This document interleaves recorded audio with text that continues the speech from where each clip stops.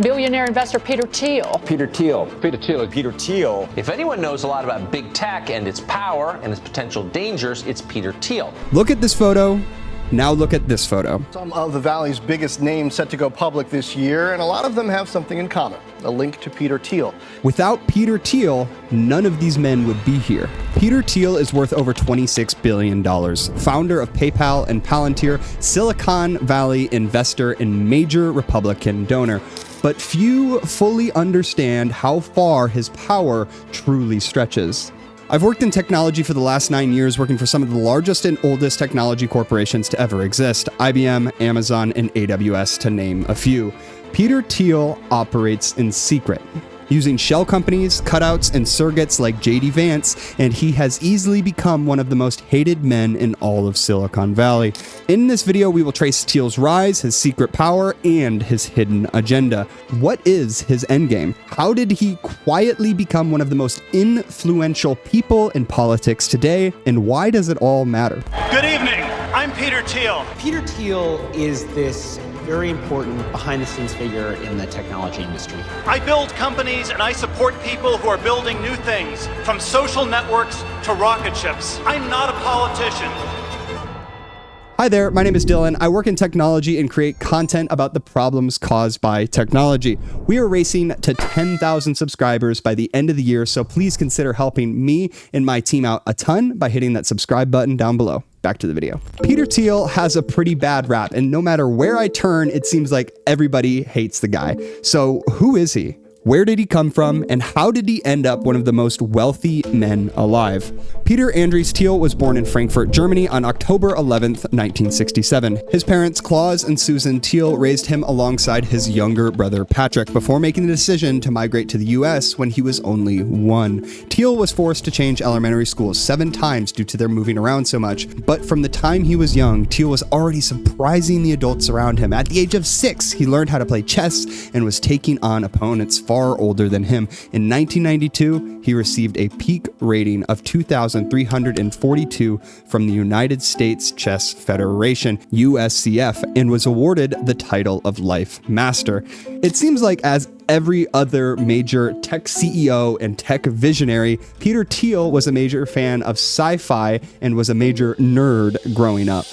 I can't remember him laughing. I never saw him smile. Friends, or rather acquaintances, remember him as almost monastic in his habits, a boy already rehearsing the kind of obsessive discipline that would later define his approach to business, politics, and investing. He moved around a lot as a kid, whether it was from South Africa to Cleveland, Ohio, but it wasn't until he got to California in the 5th grade was he able to establish some roots. California became the crucible where his intellect, ambition, and outsider mentality fused. Here, Thiel's competitive streak sharpened, not in sports, but in debate, academics, and the relentless pursuit of intellectual dominance. I've filmed with Peter Thiel, and he is the scariest sociopath that I have ever spoken with. Truly dead eyes. But I wanted to go deeper. I wanted to talk about things that nobody has ever talked about on Peter Thiel before. For all the ink spilled about Peter Thiel, the PayPal mafia, Palantir, his political donations, the most interesting parts are hidden in the footnotes of his life, the smallest, almost throwaway details that reveal how the man really thinks and operates. Peter Thiel graduated top of his class, valedictorian actually, and after high school he made his way to one of the most elite colleges in the United States, Stanford. Where did he uncover his extremist conservative views, and how did he become one of the most hated men in the Valley? At Stanford University, he founded the Stanford Review in 1987. It was a political publication that promoted independent thinking about ongoing issues off and on campus. The Stanford Review was known for being critical of political correctness, something that followed Thiel well into his adulthood, is where he would establish his conservative and libertarian views he holds today. He wanted a newspaper to provide an alternative perspective, so he could bring new ideas to a largely liberal campus and a largely liberal part of the world. I mean, sure, he did endorse the current Republican establishment, but I just finished reading his book, 0 to 1, and a lot of the ideas laid out in that book seem rather normal to me. I mean, it's really easy to get into this situation where we paint somebody as all good or all bad, but I think Peter Thiel is a lot more nuanced than just all good or all bad. We will talk all about Peter Thiel's political involvement in a couple chapters. This brings us to the first reason everyone hates Peter Thiel. He's a conservative and politically involved guy. You could make the same argument about why people on the right hate AOC. They are prominent political figures, and as you will see, Thiel holds major political and financial power over some of the most prominent leaders in the GOP today. Stanford, for Thiel, wasn't an academic playground, it was an ideological battleground. The campus was buzzing with the political debates of the late 1980s, a time when the Cold War's shadows still lingered and identity politics was beginning to take root in student discourse. For a contrarian like Thiel, the environment was both a challenge and an opportunity. Peter Thiel wasn't alone in his beliefs. He seems like he inherited a lot of it from his parents and the people surrounding him in his community at the Stanford Review. Thiel's parents spent most of their lives in West Germany and were unaccustomed to American counterculture. Thiel's father, a mining engineer, enrolled in a graduate engineering program at Case Western Reserve University. They were avid supporters of former US Presidents Nixon and Ronald Reagan. Thiel adopted their political beliefs, joined the college Republicans at Stanford, and would eventually become Silicon Valley's token conservative.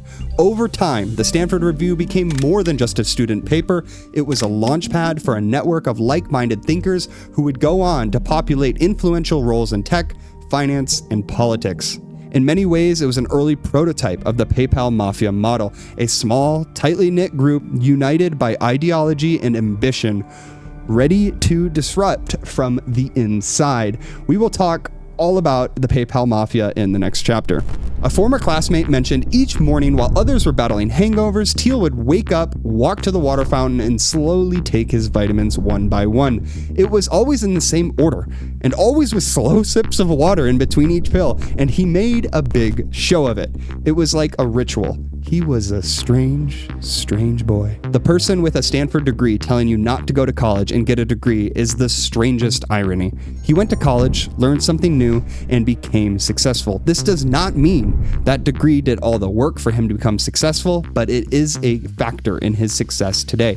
Now, he is telling you don't go to college because you won't be successful, while sitting on an Ivy League degree and teaching students at the same college. The irony continues. Thiel was driving his college chess team to a tournament when he was pulled over. "I will never forget that drive," one of his teammates said. He remembers Thiel for no particular reason, flying in and out of lanes and barely avoiding cars. When he was finally pulled over, Thiel told the officer that he thought speed limits were unconstitutional, and somehow he was sent on his way without a ticket. Peter Thiel would eventually go on to law school, and in his book, he talks a lot about how unproductive competition is in society, and also mentions that the best billion-dollar multinational businesses are built on the top of something he calls unpopular universal truths.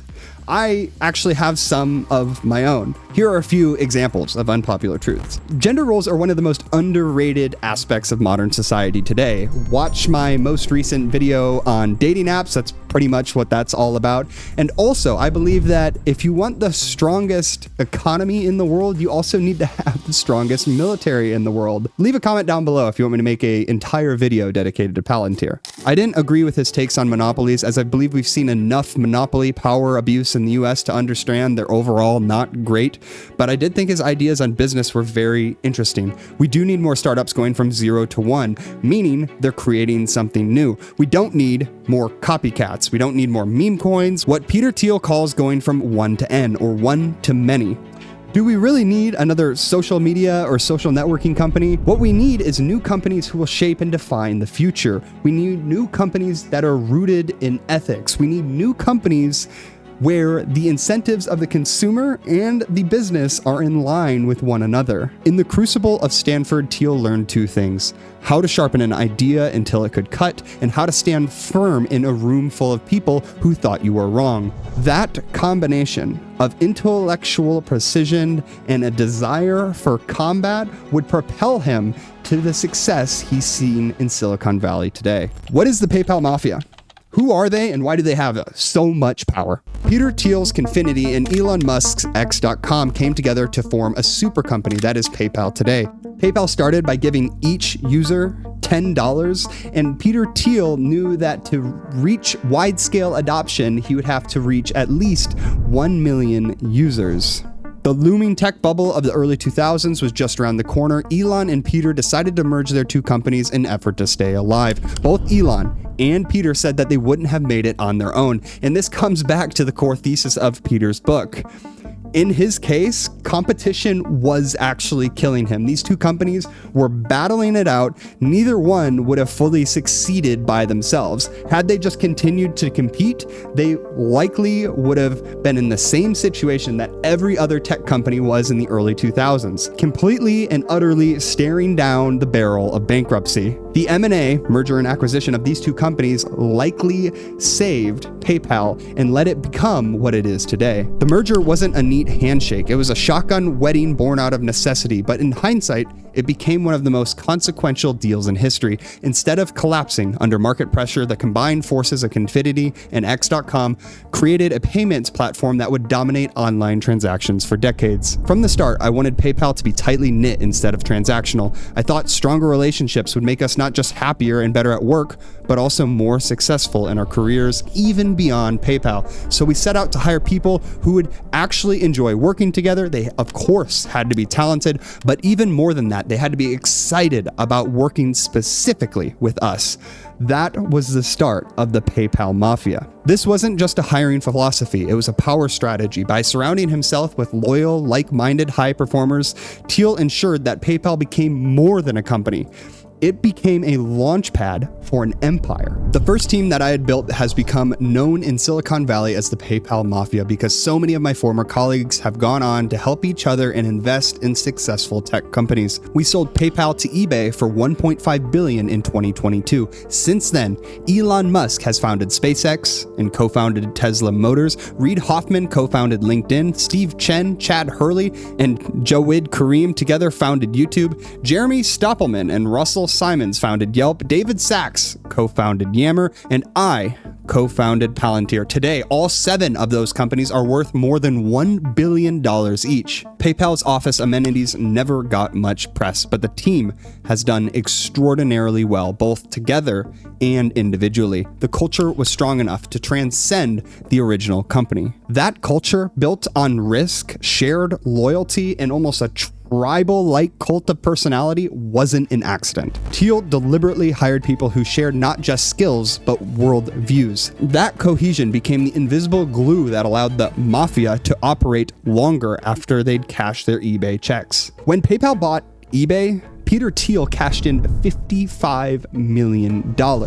And this is where Peter Thiel's story sort of mirrors Elon's. Peter Thiel used this money to found what was really his real win today. It set the stage for what he would really experience later on. And just like Musk poured himself into Tesla after PayPal, Thiel would find his own post-PayPal moonshot, a company that, while far less consumer-facing, would give him even more influence over the machinery of the modern world. Why does everyone hate Palantir? What are they actually working on, and who is really in charge? Palantir was founded by Peter Thiel, Alex Karp, and Stephen Cohen in the early 2000s. Palantir is a big data analytics company, and we actually use Palantir at my company. In the media, it's lauded as this big, scary tech platform that tracks user data and commits mass surveillance on the US population. But in reality, it's like a B2B analytics company. It's simply a tool that can be used either for good or for bad. Gotham and Foundry are the same product. One is for the US government and the other is for private corporations. Apollo is the third flagship software, but that effectively deploys the other 2 pieces of the platform. But outside the tech and intelligence communities, few realize just how embedded Palantir has become in the machinery of decision making. Its platforms don't just crunch data, they shape the narratives policymakers and executives rely on to act. Whether it's mapping terrorist networks in Afghanistan or tracing supply chain disruptions of Fortune 500 companies, Palantir operates as an invisible layer of truth filtering infrastructure. Bringing us to the second main reason everyone hates Peter Thiel. Everyone hates Peter Thiel because everyone hates Palantir. In J.R.R. Tolkien's The Lord of the Rings, a Palantir is a seeing stone that can be used to distort truth and present selective visions of reality. It was originally created by the elves. It was meant to be used for good purposes. It is a potentially very dangerous technology. It's very powerful. During the War of the Ring, a Palantir falls under the control of Sauron, who uses it to manipulate and deceive. Palantir Technologies bears a striking similarity. It sells an AI-based platform that allows its users, among them military and law enforcement agencies, to analyze personal data, including social media profiles, personal information, and physical characteristics. These are used to identify and surveil individuals. That Tolkien reference isn't accidental. Thiel's fascination with the mythos of control and perception runs deep. By naming the company after a tool that can both reveal and deceive, he telegraphed a worldview. Power comes from controlling the lens of which other people see reality. In his blog, Peter writes, "The best startups might be considered slightly less extreme kinds of cults. The biggest difference is that cults tend to be fanatically wrong about something important. People at successful startups are fanatically right about something those outside it have missed. You're not going to learn those kinds of secrets from consultants, and you don't need to worry if your company doesn't make sense to conventional professionals. Better to be called a cult or even a mafia." I will say Peter Thiel has done a lot of good for the startup community. He launched a fellowship where those under the age of 21 could get a grant of up to $100,000 to start their own company. And he even started the capital management firm called Founders Fund. But the company's reputation has always been split down the middle, admired in Silicon Valley for its engineering discipline, feared in the press for its proximity to power. Thiel himself has leaned into the controversy, seeing the distrust of Palantir as a validation it's doing something no one else can. After all, building tools that the government depends on gives you leverage. And leverage has always been Thiel's currency. The mafia mentality runs like a current through Palantir. Employees are bonded not by just equity stakes, but by the shared conviction that they're operating in a moral gray zone for the greater good. And in Peter Thiel's world, that is exactly where the biggest opportunities live. As J.D. Vance walked on the stage last week in Milwaukee to accept his nomination as Donald Trump's vice presidential candidate, Peter Thiel somewhere was smiling. Arguably, no one has done more than the enigmatic 56-year-old billionaire tech investor and right-wing string puller to catapult Vance from angry face in the crowd to very soon a heartbeat away from the most powerful seat in the world. Before Thiel gave Vance's campaign the largest individual donation for a Senate race in history, $15 million in 2022, the hillbilly LG author was a neophyte politician on the road to an embarrassing defeat in Ohio. The money turned his campaign around. J.D. Vance was built by and for Peter Thiel. Peter Thiel truly, and I mean this sincerely, has a knack for seeing things right around the corner. And do you want to know what is right around the corner? The 2028 presidential election cycle. And if odds are to be believed, J.D. Vance is the frontrunner for the GOP nomination. Assuming Donald Trump doesn't somehow figure out how to run again, Peter Thiel will be one step away from the presidency. And having the most powerful man on earth, the person who's in charge of the most powerful military on earth, owing you one, is a really big position of leverage. That's a pretty deep-rooted power play, if you ask me. Way back in 2009, right after Barack Obama took office, back when serious thinkers were solemnly prophesizing the end of both racism and the Republican Party, Thiel wrote an essay for the Cato Institute titled The Education of a Libertarian.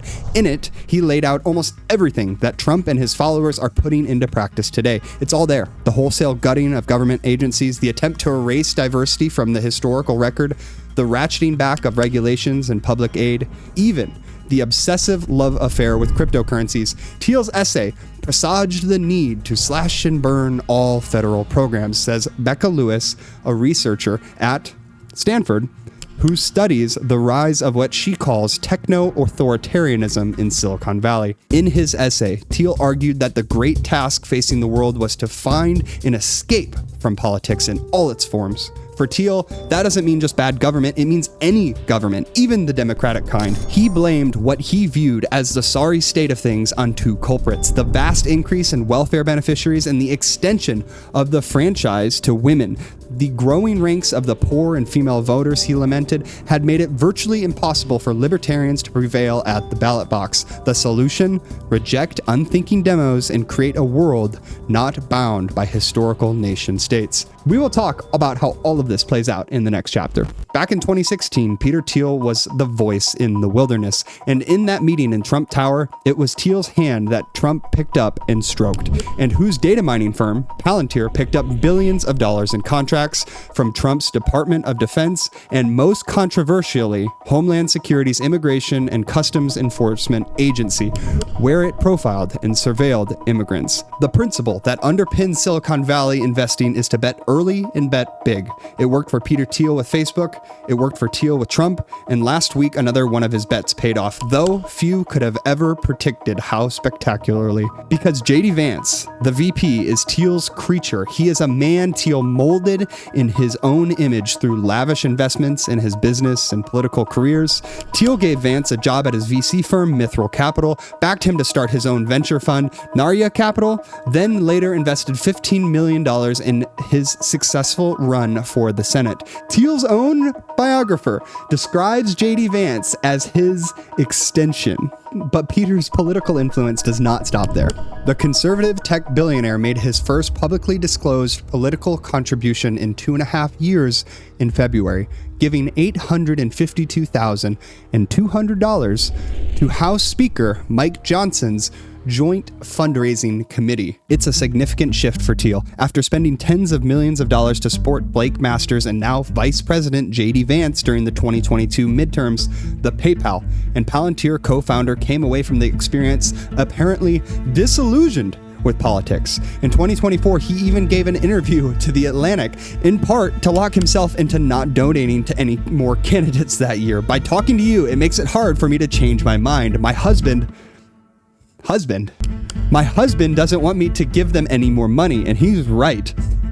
Wait, Peter Thiel is gay? There's nothing wrong with being gay, but I really did not expect a gay man to be such a proud endorser of the Republican Party. But while Thiel is no longer a financial supporter, his closeness to those who will soon wield power and influence, including the vice president, is notable, and his longtime investments in companies that work closely with the US government are likely to benefit. Thiel's politics are complicated and have evolved, and it's difficult to place him in a particular bucket, although he's been described as a conservative libertarian and is known for having nationalist tendencies. He is a backer of crypto and crypto companies, and he has warned against government regulation, particularly in the field of AI. He owns an AI company. Thiel already seems to be thinking ahead. In an interview with the Free Press founder Barry Weiss shortly after the election, Thiel gave advice about what Vice President-elect Vance could do to be elected to be president in 2028, after Trump's term ends. Peter Thiel does not throw punches in public. He writes checks in private. That is where his real power comes from. But when Gawker splashed his personal life across the internet in 2007, outing him as gay without his consent, Thiel didn't just give them the satisfaction of an immediate response. He smiled, kept quiet, and began plotting. Boya vs. Gawker isn't just one of the most consequential lawsuits in the history of modern American media. The lawsuit concerned a video of Hogan having consensual sex with his best friend's wife, while that same friend recorded the encounter secretly. According to Hogan and later reporting, behind the scenes of that tawdry affair, a more shocking story was playing out, in which Peter Thiel, the billionaire investor, seemed to be exercising a deep grudge against Gawker by bankrolling Hogan's lawsuit to destroy the media company that published the sex tape. For nearly a decade, no press releases, that brewed in silence, in quiet. No angry blog posts, just a cold, calculated vendetta. Thiel quietly became the secret patron of Hulk Hogan's lawsuit against Gawker, bankrolling the legal siege that would eventually crush the entire gossip media company. When the verdict came down of $140 million in damages, Peter Thiel didn't just beat Gawker, he annihilated them. The whole operation had been orchestrated in the shadows, proof that Peter Thiel's power doesn't come from just his money, but also his patience. Ryan Holiday reported for the first time that a 20-something acquaintance of Thiel's, identified only as Mr. A, not only came up with the idea in April 2011 before the publication of the Hogan video to target Gawker through an open-ended legal fund, but also spearheaded the plot to take down Gawker using Thiel's money. That's what I've been trying to tell people. It's dragon sickness. These people are so far apart from the rest of us, they think themselves different. That's what this kind of wealth does to a mind. Don't even need to romanticize it and say it's corrupting them or it's evil or any such nonsense. They literally don't feel a part of society because their wealth has put them into an alternative reality. The value of things lose meaning. They don't know what things cost or are supposed to cost. It's a banana, Michael. How much could it cost? $10? It's a good joke, but it speaks to the heart of things. You don't want these kinds of people having control over anything. It's truly bizarre to believe that money makes you more intelligent than anyone. These billionaires were all born with a silver spoon in their mouth and afforded education, networking, and opportunities that 99.999% of humanity will never see a fraction of. See Stanford University. It's got an acceptance rate of like 3% today. I have no disdain for someone who was born into that situation and taking advantage of it. They had no more agency in who their parents were than you or I. But to believe that they're better because of it is really disrespectful. To believe they're a different species because of it is delusional. They have zero emotional intelligence in that regard. They're mentally handicapped. Even AOC stated that Elon Musk was the dumbest billionaire she's ever met in a congressional hearing. They're professional bullshit artists for the most part. And in that regard, maybe Peter is right. They are a different species than the rest of us. They're some sort of parasite that provides no benefit to the ecosystem. They're an invasive species only existing to suck the lifeblood out of the working class. Thiel goes on to talk about his hopes that technology will allow humanity to solve the problem of death and achieve the long-held promise of Christianity of eternal life and transcendence. Listening to Peter Thiel, it's hard to escape the conclusion that he and his fellow billionaires are sick of the human species. They want to escape the inferior beings that surround them. Recently, Mark Zuckerberg has radically cut back his philanthropy, preferring to give his money to STEM research rather than helping poor people. Meanwhile, Jeff Bezos has basically rented the city of Venice to throw a multi-million-dollar wedding attended by his fellow plutocrats, an oligarchical orgy. If the billionaires are so determined on quitting humanity, perhaps it would be best to give them what they want and sponsor a mission to Mars so humanity can rid them themselves. I think he is legitimately unwell. He believes he knows best for the lesser people below him, and he believes it is the responsibility of the powerful to rule over us. My understanding from some anecdotes I read about him in college is that he is pretty visibly mentally ill, dating back even to then, like a quasi-sociopath. He is motivated by taking more and more and more. That's it. He has no ethics in what he does. Anything goes. Hoard all you can. Benefit nothing or no one else. And keep on hoarding more and more. Strategize constantly to get more and more. He said he prefers monopolies, is against democracy, and pays people to speak for him who believe the US nation state should be abolished. The system he supports is anti-science. He believes in eugenics. He is documented as believing anti-racism is racism, that poors are parasites. The list goes on and on. I don't look at people as good or bad. I look at them as a danger to myself and if they're a danger to the human race. He is both. Nothing he does will accomplish anything but maximize wealth extraction of the world around him so he can hoard it. That's it. Thiel's war with Gawker was never about just one article. It was a preview, a case study in how a billionaire can bend the arc of history from the shadows, settling personal scores while reshaping the culture to his liking. If the conspiracy worked once, what's to stop it from happening again? Here in a few years. In Thiel's world, patience is strategy, secrecy is power, and the real battles aren't fought in the open, they're funded from the dark. The dark world of Peter Thiel is like the dark world of Adam Newman. Click the video on screen now to watch the greatest collapse in all of Silicon Valley history. Quick shout out and thank you to both my channel members, James of Brazil, John W. As usual, I always appreciate your support on the channel. If you're interested in becoming a channel member, get early access to every video and a few other fun perks, hit the subscribe plus button down below. Outside of that, I will see you in the next video.